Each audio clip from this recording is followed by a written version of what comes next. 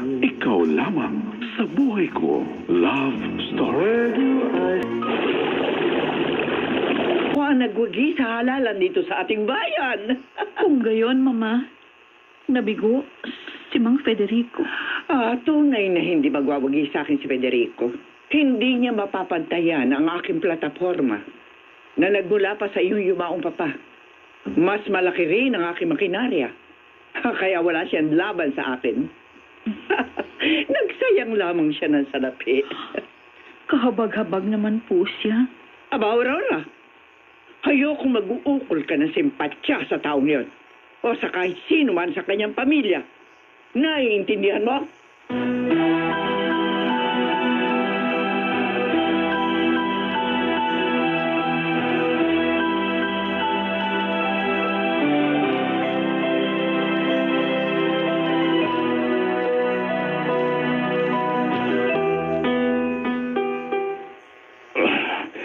Tunay na napakasama ng babaeng yun.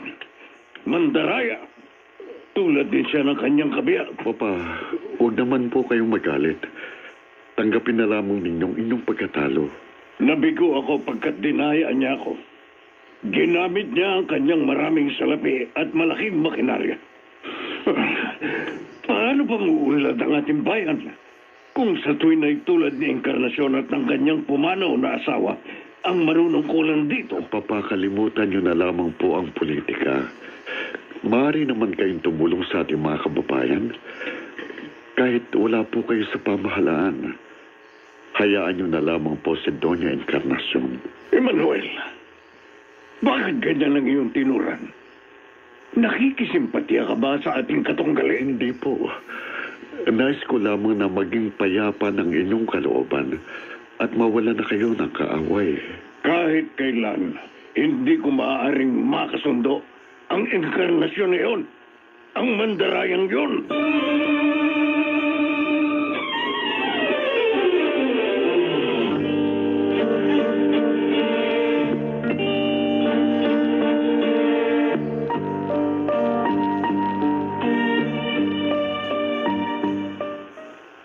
Aurora, bakit narito ka sa hardin ninyo? Lahat ay nagsasaya sa pagkapanalo ng iyong mama sa halalan dito sa ating bayan. Pero ikaw, nag-iisa rito.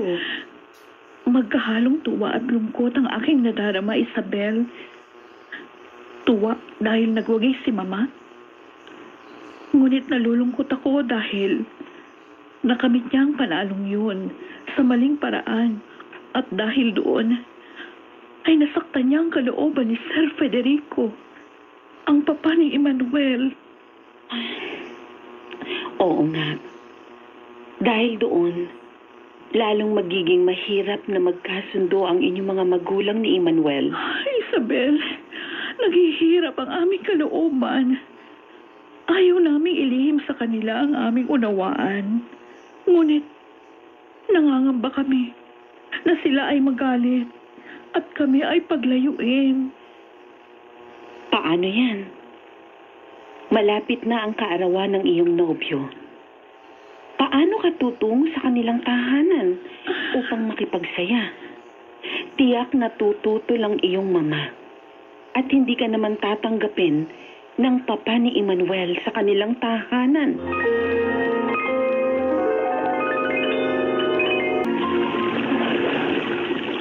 Napakaligaya ko ngayon, mahal ko. Dahil kapiling kita ngayong kaarawan ko. Kahit iniwan mo ang marangyang pagdiriwang na para sa iyo, Walang saysay ang lahat ng pagdiriwang kung wala ka. Oh, Aurora, ikaw ang pinakamahalaga sa akin. Kung hindi sinabi ni Doña Encarnacion, noon pa man tinapat na kita. Wala akong damdamin para sa iyo. at sinong nais mong makasama sa pamamasyal? Si Emmanuel?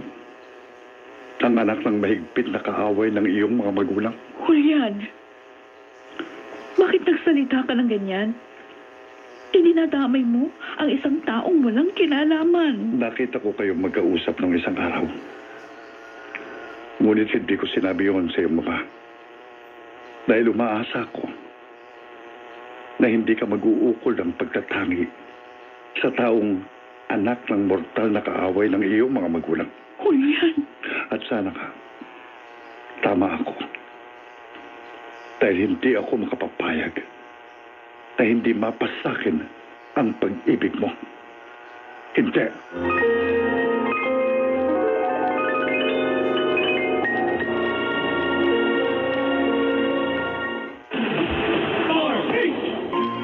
Oh, anak. Kumusta ang pamamasyal niyo ni Julian? Mama, totoo po bang sinabi ni Julian na ipinagkasundo ninyo ako sa kanya? Oh, at pinabatid na rin niya pala sa'yo. Ang batang yun talaga, oh, excited. Kung gayon, totoo nga. Bakit ninyo ginawa yon, Mama? Hindi ko po siya minamahal. Baka tututuhan mo rin siyang mahalin. Pagkat lahat ng mga magagandang katangian ay taglay na ni Julian. Ngunit, Mama... Ayos na ang usapan namin ni Julian at ng kanyang mga magulang. Kaya iyon ang masusunod. At huwag mo ko ipapahiya, Aurora.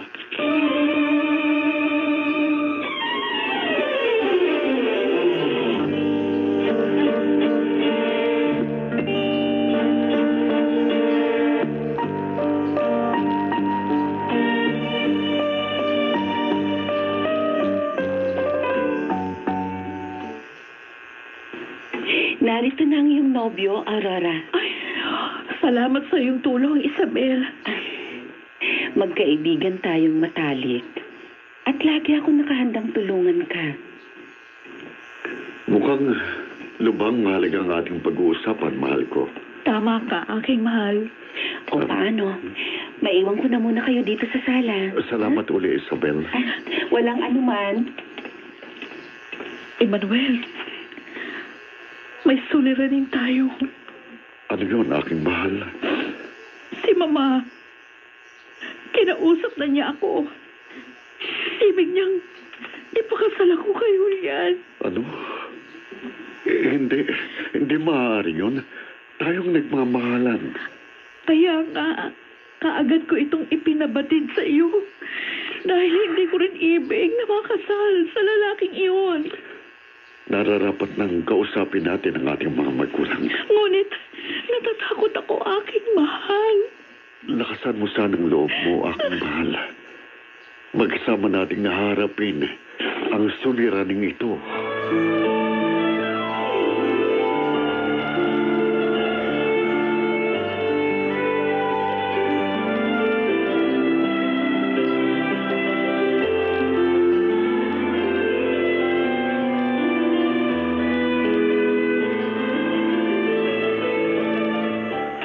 Ano? At bakit ayaw mong samahan sa pamamasyal bukas si Amalia Emmanuel? Sapagkat ayaw ko pong manibugo ang aking katipan. Sinasabi ko na nga ba? May itinatangi ka na. Sino ang babaeng yun? Sumagot ka. Si Aurora po, Papa. Ang anak ni Doña Encarnacion. Walang yaka. Papa, sa unang pagkakataon, sinikmuraan niyo ako. Kasalanan mo. Binalaan na kita na huwag mag-uukol ng simpatya sa pamilya ni Encarnacion. Nakipagtipang ka pa sa kanyang anak. Walang niyang suway ka. Patawad po, Papa. Ngunit tunay po kaming nagmamahalan ni Aurora. Inuutusan kita.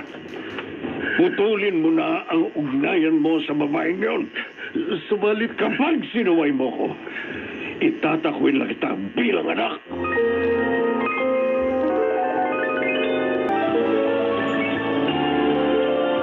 Tunay na makapangyarihan ang pag-ibig. Lahat ay kayang hamakin. Sundin kaya ni Emmanuel ang kanyang papa. Mga kaibigan, muli po namin kayong inaanyayahang pakinggan ng karugtong na kasaysayan ng pag-ibig ni Aurora.